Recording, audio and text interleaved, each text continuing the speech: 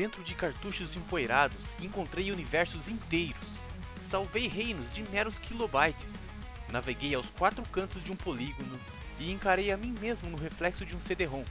E mesmo assim, sigo buscando a resposta. Você conhece o Mario? Let's go! Yahoo! Uma nova fase começa. Bem-vindo à segunda temporada.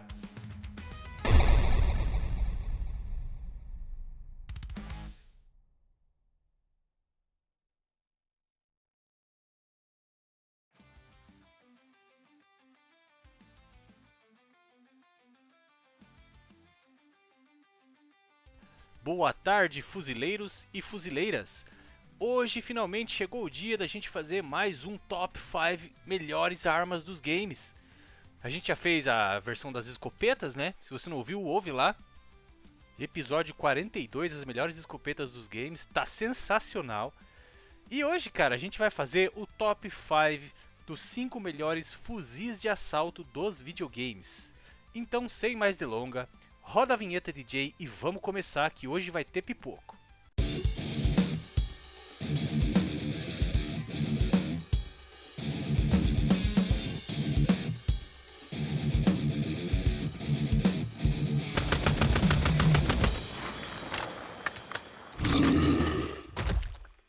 E como é que funciona nosso Top 5 armas dos games, cara? A gente começa pela número 5 e vai indo subindo até chegar na primeiríssimo lugar da mais incrível arma aí dos games, ou nesse caso aqui o maior fuzil de assalto dos videogames, simplesmente baseado na minha opinião nos jogos que eu joguei, tá? Então se não aparecer aí alguma arma que você gosta muito, mano, comenta aí embaixo, né? Tipo, pô, mas você esqueceu de tal arma e tal, porque às vezes é um jogo que eu não joguei, né? Às vezes não tive contato, eu joguei muito pouco, não me lembro também, porque eu joguei muito jogo de tiro, cara. Então é difícil de lembrar de todas. Então esse top 5 aqui são das que ficaram mais na minha memória, sabe? São os jogos que provavelmente eu joguei mais.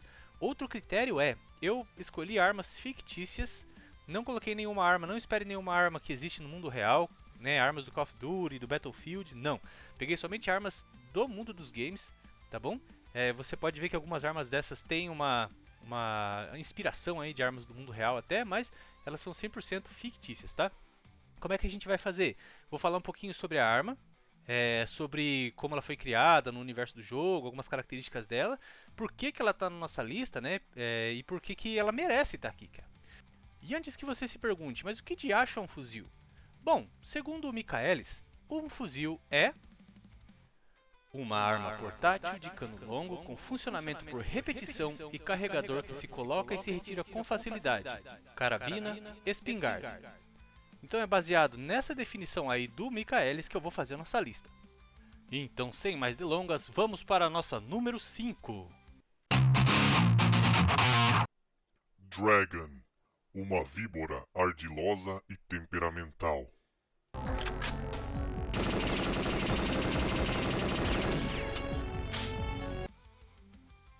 Pois é, nossa primeira arma aí da nossa lista, no número 5, é a Dragon, um fuzil de assalto letal. E como eu falei ali na vinheta, cara, ela é uma arma meio ardilosa. Bom, pra quem não tá ligando a arma com o jogo, a Dragon ela é um fuzil do jogo Perfect Dark para Nintendo 64. Um jogaço que saiu lá em 2000, pois é, cara, 25 anos já. Que teve também uma versão remasterizada para Xbox 360, que depois foi portada para Xbox One, saiu naquela coletânea da Rare, Replay. E tem a retrocompatibilidade, né? Então você pode jogar o Perfect Dark hoje em qualquer sistema Xbox, menos o primeiro, né? Que, mano, Perfect Dark ele é um jogo maravilhoso de tiro.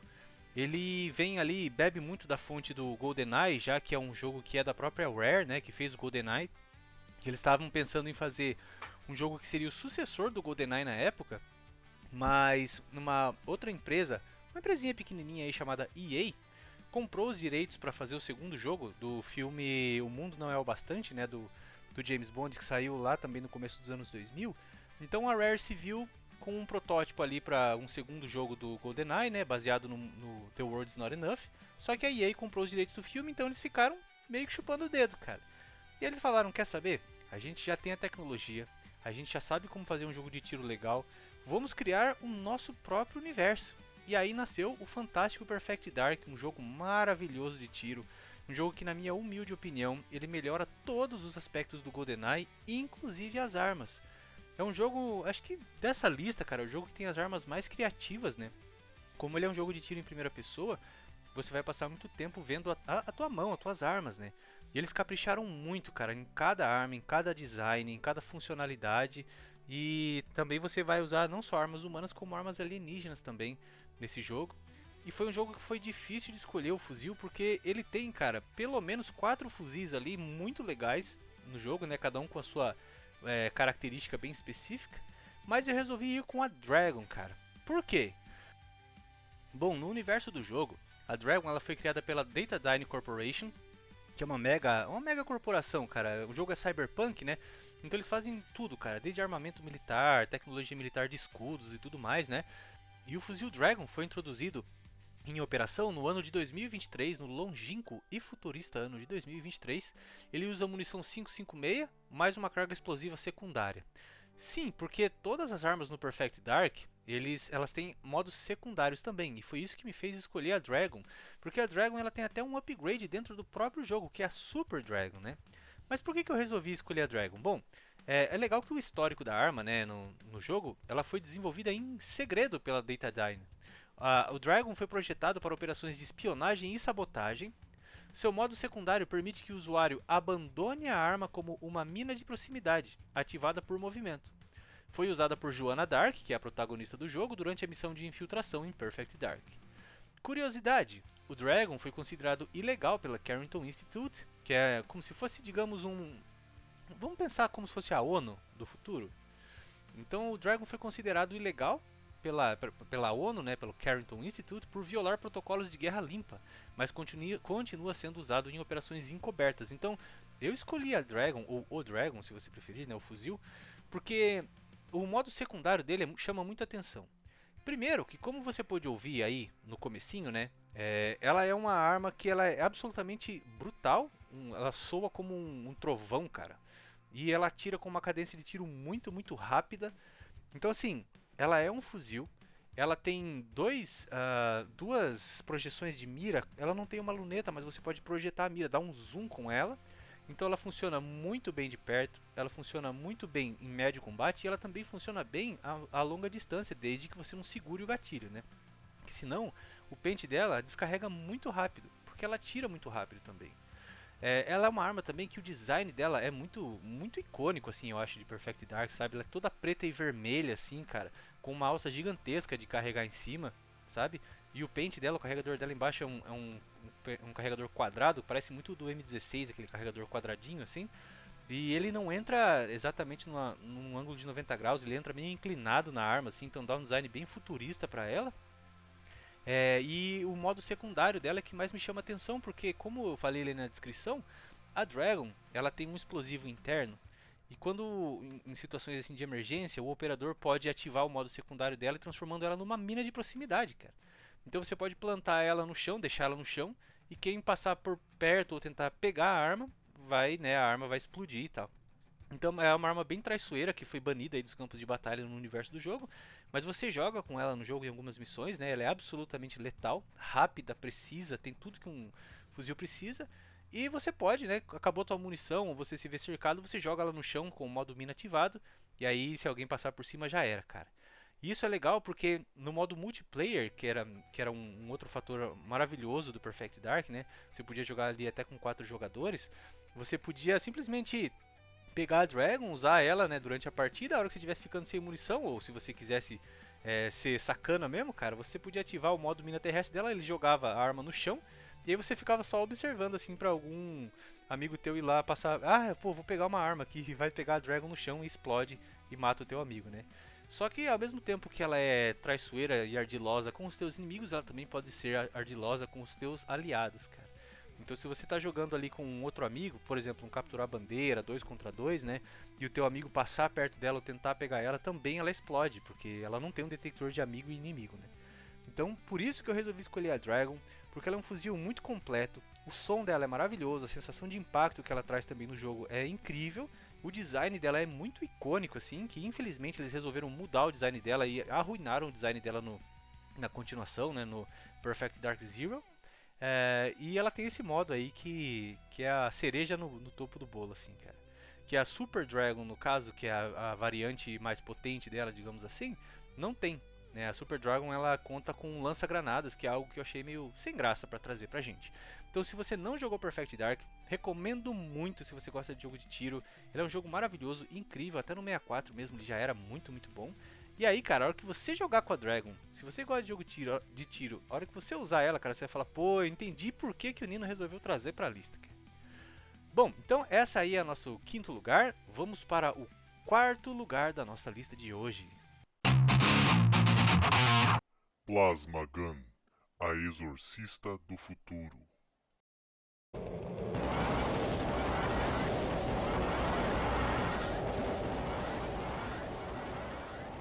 E não podia ser diferente, né, cara? Mais uma arma aí do primeiro Doom, jogo icônico do universo dos jogos de tiro, né? Por que eu trouxe a Plasma Gun, cara? Plasma Gun, Plasma Rifle, ou vulgo sanfonão do capeta, como eu gosto de chamá-la, porque ela parece uma sanfona, né? Eu trouxe ela aqui, cara, porque pra quem jogou Doom, que eu acredito que seja todo mundo no planeta Terra, né? A Plasma Gun, ela é a arma que você recorre quando você tá numa enrascada, mano.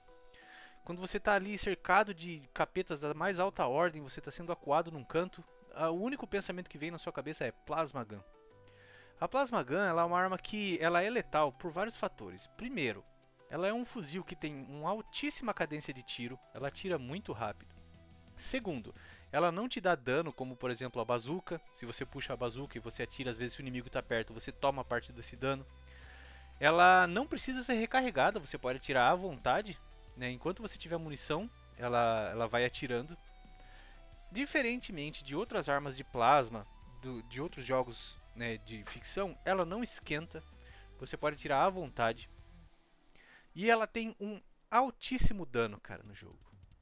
Um fuzil de energia assim de alta cadência, criada pela Union Aerospace Corporation, ou UAC. O ano de introdução dela em serviço é classificado, não sabemos. Ela usa células de plasma energizado como munição. Ela foi desenvolvida nas instalações da UAC em Marte e foi projetada para o uso em ambientes hostis e combate contra entidades extradimensionais. Utiliza tecnologia de fusão para disparar orbes de plasma em alta velocidade. Foi usado pelo Doom Slayer durante os eventos de Doom para conter a invasão demoníaca. Curiosidade, o Plasma Gun foi banido do uso civil após incidentes envolvendo sobrecarga energética e destruição acidental de instalações. Mano, ela é uma arma incrível, maravilhosa, tanto que em todos os outros Dooms, né, que vieram depois, Doom 3, a trilogia de Doom aí recentes, até mesmo o Dark Ages, o último Doom aí, ela tá presente em todos os jogos e em cada jogo, cara, ela tem a sua própria versão, né, com vários upgrades, com várias modificações, mas ela continua sendo a arma até hoje que vai te tirar de uma situação cabeluda, mano. Então, por isso que eu trouxe a Plasma Gun. Ela é também uma arma que traz o Doom pro futuro, né, cara? Porque o Doom tem muitas armas ali que são do Velho Oeste, né, mano? Tem aquela escopeta super antiga. Depois a gente tem escopeta de cano duplo no Doom 2 também. Escopeta dos anos 1800, lá vai bolinha. Nós temos aquela minigun, metralhadora rotatória do Doom também. Parece aquela minigun de Velho Oeste, né? A pistola do Doom, aquela pistola que parece pistola dos anos 90. Então ela é uma arma que traz o Doom pro futuro, cara, né? Uma arma de energia, né? E como eu disse, cara, no primeiro e no segundo Doom ela é completamente roubada, porque você pode tirar à vontade, ela não esquenta, ela não te dá dano e ela é super, super, super potente. Então você pode usar ela tanto para limpar aquele pelotão de minions que está na tua frente, quanto para concentrar nos inimigos mais fortes. Você concentra o tiro num inimigo só e, cara, não tem quem aguente. E muitas vezes você interrompe o quadro de animação dos inimigos também. Então se você tem um Cacodemon vindo na tua direção, o vulgo, que eu gostava de chamar de Almôndega do Doom, né, que é aquela bolona, aquele inimigo que tem um olho só. Se ele tá vindo pra cima de você e você começa a atirar com a Plasma Gun em cima dele, ele não consegue te contra-atacar, você cancela qualquer animação de ataque desse inimigo. Então, mais uma vez aí trazendo a Plasma Gun para um ponto muito vantajoso, né? BR-55 Heavy Battle Rifle. Precisão e técnica mortais.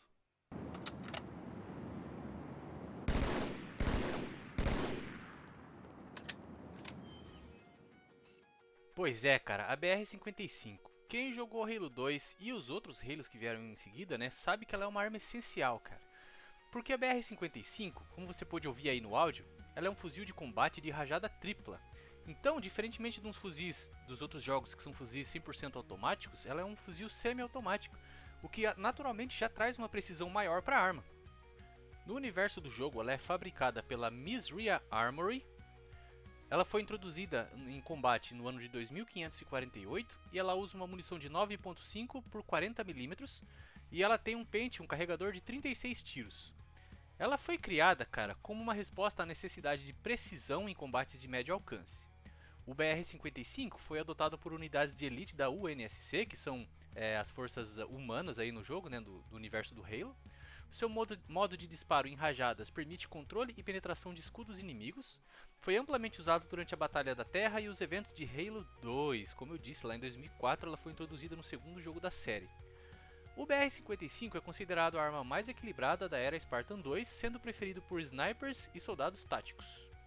Então assim, cara, o diferencial dela no jogo do Halo, cara, tanto pro single player quanto pro multiplayer, é realmente essa precisão que ela traz.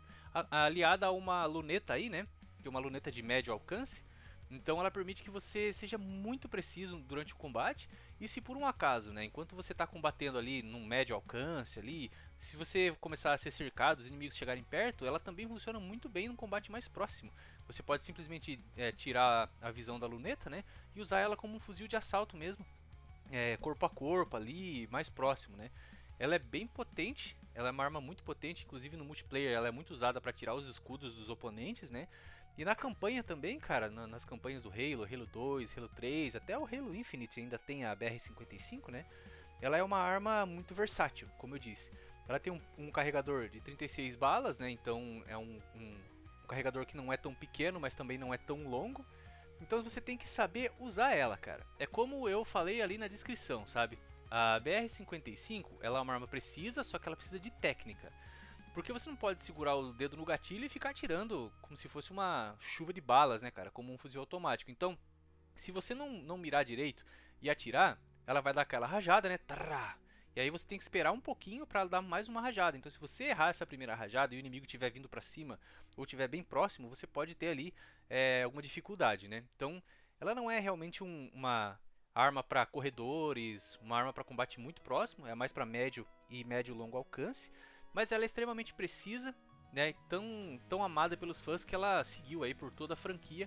E cara, é uma arma maravilhosa de usar no jogo, né, como eu disse, para os jogadores que buscam no Halo 2, que buscavam mais precisão, eles deram essa alternativa, porque no primeiro Halo, no Combat Evolved, a gente só tinha a MA5B, né, que é aquele fuzil completamente automático, que espalhava bastante os tiros, né, era completamente impreciso, não tinha nem como você mirar com ele efetivamente, né.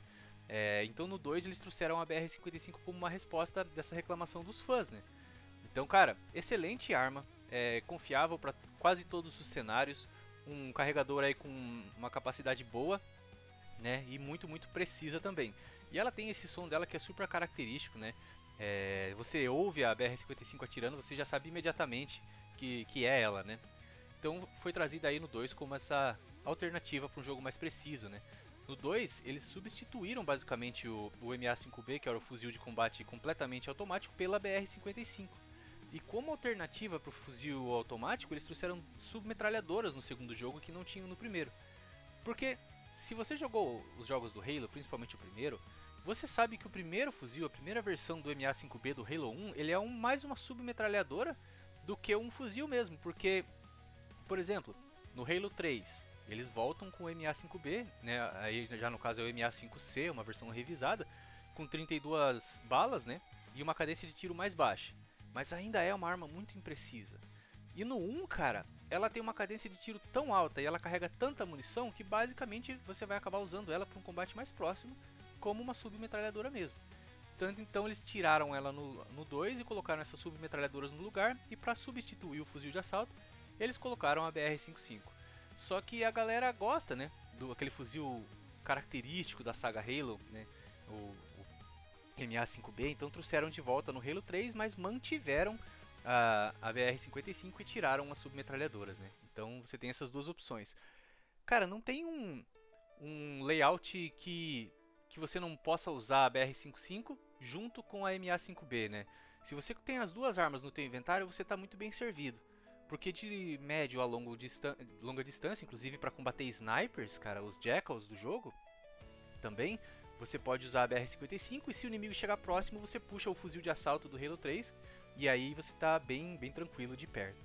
Então o Halo 3 foi onde eu encontrei o equilíbrio perfeito para essas duas armas, né? No Halo 1 a gente não tinha o BR-55, não tinha uma opção mais precisa. No Halo 2 eles tiraram o fuzil de assalto automático. E no 3 eles trouxeram os dois aí e tiraram a submetralhadora fora, né? Então o 3 pra mim é o jogo mais equilibrado da franquia por causa desse e de outros fatores, né? Então tá aí a nossa BR-55 Heavy Battle Rifle da UNSC. Vamos para o nosso segundo lugar, a prata da casa.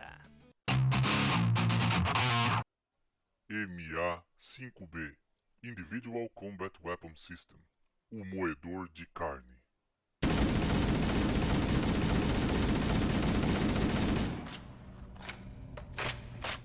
Pois é, voltamos para Halo.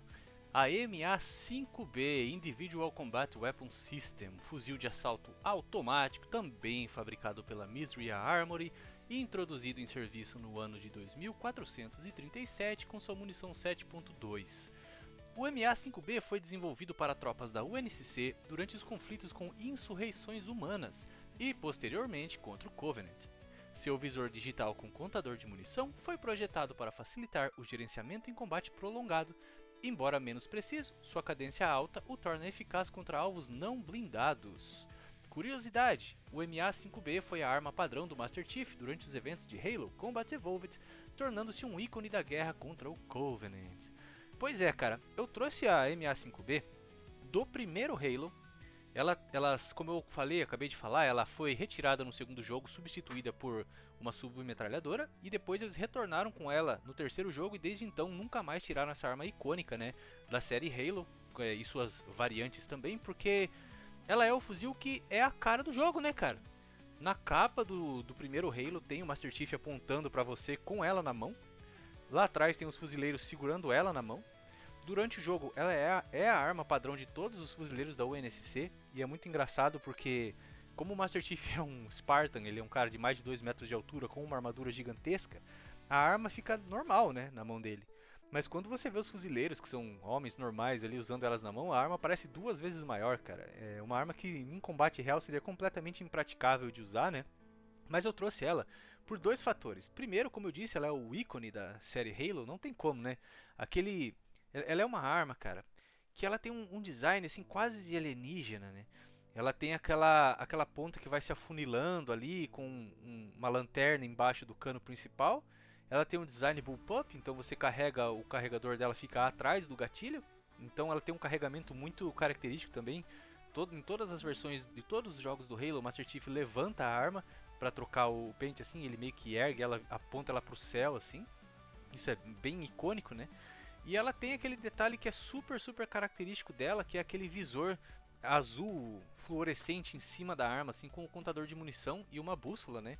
Que seria também algo completamente impraticável numa situação de combate noturno, tal, você ter aquela luz de LED azul indicando para todo mundo a sua posição, né? Mas ela é uma arma muito icônica. E no primeiro Halo, por que eu trouxe ela? A edição do primeiro Halo, do Combat Evolved.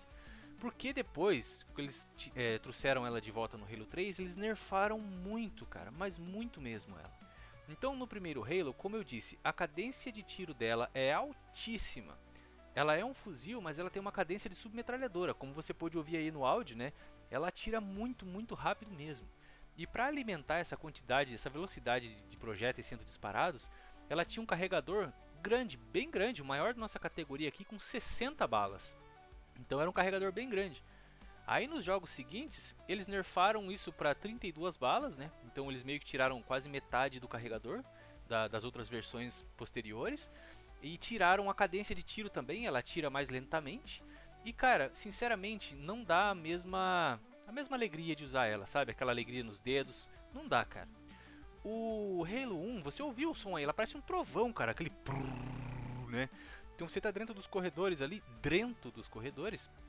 e você atira nos inimigos de perto, cara, você vai varrendo a sala, vai varrendo qualquer corredor que você tiver, qualquer sala com com a MA5B, ela é maravilhosa, cara. E depois, eles tiraram esse som de trovão que ela tem. Se você joga com ela, por exemplo, no Halo 3, quando eles trouxeram ela de volta, ela tem um sonzinho um tic bem fraquinho assim, aquele pente já muito mais reduzido, o impacto dela parece ser reduzido também. Então ela não causa mais o impacto que ela causa no primeiro jogo, nos outros jogos da série, né? Então, cara, se você nunca jogou Halo, quando você jogar o primeiro Halo, você vai entender exatamente o que eu tô falando. E como eu disse, eles tentaram tirar ela no segundo jogo e os fãs ficaram pé da vida, cara. Não aceitaram, pediram ela de volta. Então, desde o Halo 3, ela está de volta aí pra nossa alegria, né?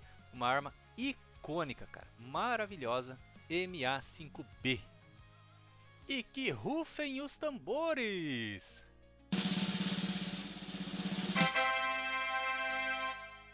Chegou o primeiro lugar! Aê! Vamos aplaudir!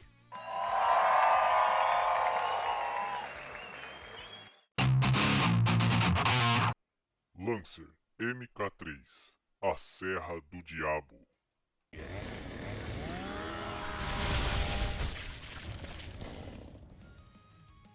Ah, fala a verdade, vai, você já sabia. Não tinha como, cara. A Lancer MK3, ela é o fuzil mais icônico de todos os videogames, na minha opinião. Por que eu escolhi a MK3? A MK3 é a versão do Gears of War 4, tá? Porque eu acho que eles adicionaram alguns toques nela que deixaram ela ainda mais icônica, cara. Que é a coronha de madeira, porque antes ela não tinha uma coronha, você não conseguia apoiar a arma no teu ombro para atirar. Que fuzil é esse que você não pode apoiar no ombro, né, cara? É uma submetralhadora, por acaso? E eles colocaram também aquela mira de ferro, só que de holograma, né? Holográfica em cima da arma. Então tem aquela cruzinha azul em cima da arma, que dá um charme a mais, né? Por isso que eu trouxe essa versão, que é a minha versão favorita, cara. Bom, a Lancer MK3 ela é um fuzil de assalto com uma motosserra baioneta integrada, fabricada pela Coalition of Order Governments, também conhecido como COG, e foi introduzido no ano de 13 AE, ou seja, 13 após o dia da emergência. Ela usa munição 7.62 ou 7.62 e ela foi desenvolvida, cara, na história do jogo pelo Adam Phoenix, que é o pai do Marcus Phoenix, que é o protagonista do jogo, né? O Adam Phoenix ele é um cientista militar que desenvolveu ali projetos militares que ajudaram a reverter a guerra em si, né, pro lado da COG. Inclusive aí a própria Lancer, depois sua variante, a Lancer GL, que tem um lança-granadas também, né? Então ela foi criada para combater os loucos em ambientes subterrâneos e urbanos. A motosserra embutida surgiu da necessidade de combate corpo a corpo contra criaturas blindadas e agressivas, porque quem jogou Gears sabe, os bichos vêm pra cima mesmo, cara. O modelo MK3, usado em Gears 4, inclui melhorias de estabilidade e ergonomia. O Lancer virou um símbolo da resistência humana. O seu som de motosserra é usado como sinal de guerra e moral entre as tropas da COG, né, cara? Mano, a primeira vez que eu joguei Gears, eu me lembro de ter ficado assim, sem reação, sabe? E muito disso se deveu também ao lance de usar a Lancer, cara. Por quê? Ela é um fuzil que, à primeira vista, assim, ela não tem nada demais, né? Quando você atira com ela, inclusive, ela tem um som de tiro bem fraco. E ela tem um carregador muito longo, então ela não é uma arma muito empolgante de usar, assim, sabe? Ela é um fuzil bem, digamos, tradicional até certo ponto, assim. Nada chama muita atenção nela. Só que quando o inimigo se aproxima, ao lado da arma existe uma alavanca, como se fosse uma manopla que você pode estender e, digamos, ativar a motosserra, né, que é essa baioneta motosserra que fica embaixo da arma.